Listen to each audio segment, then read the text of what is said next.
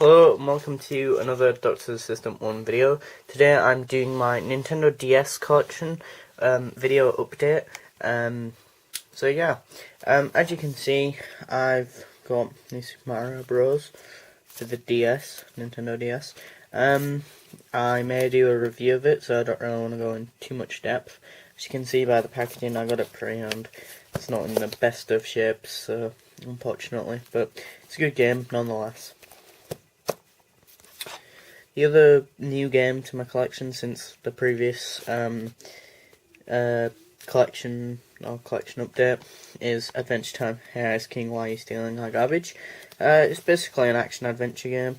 The reason why I think the box is a black one, it's because it's actually technically an American import, which is quite interesting really, because yeah, their boxes are black and seem to be a hell of a lot slimmer than say ours, which are these white ones, which I prefer the packaging of the American ones, to be honest.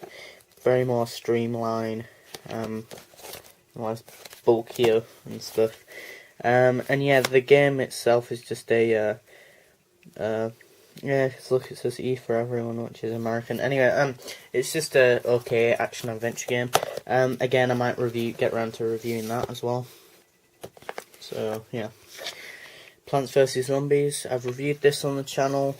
So if you want to go figure out what more about it, then you can always check that out. If not, it's basically a platforming game with some sort of strategy elements, you know, to it, i.e. strategy and the fact that you need to find out what plants work best against different types of zombies.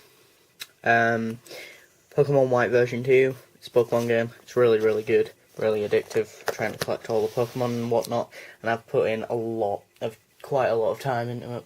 So yeah, brain training, the DS, it's just brain training. There's not really much I can say about it really. It's just got a compilation of different sort of tests and things that, you know, calculate your age of your brain apparently. Mario and Luigi's Bowser's Inside Story, it's like a RPG where he plays Mario and Luigi, but you can also play as Bowser throughout some of the game. It's a rather strange one, to say the least. Super Mario 64 DS. It's basically Super Mario 64, but on the DS, which is always nice, with added content. It does have added content and whatnot, so apparently I haven't really played much of it at all, but yeah.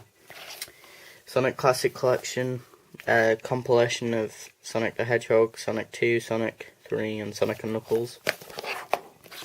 Sonic Colors, not really played all of it, really. Just Legends of Zelda Spirit Track. I know most people say that the sort of Wind Waker graphics were very controversial at the time when the game came out for the GameCube, Wind Waker. But I think Nintendo may have known that later down the line they would make, you know, more upgraded, better handhelds like the DS, the DS Lite, and the DSi later down the line, maybe.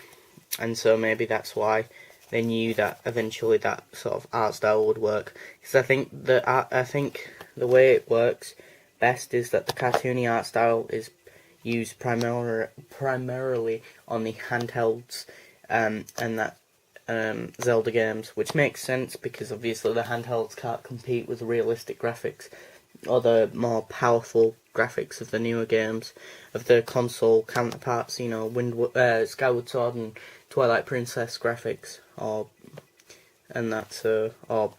the aesthetics even. Draw to Life: The Next Chapter, which is basically like Scribblenauts, but like a drawing version of that instead of just using words. But yeah, this has been my Nintendo DS collection update. Thanks for watching, comment, rate and subscribe.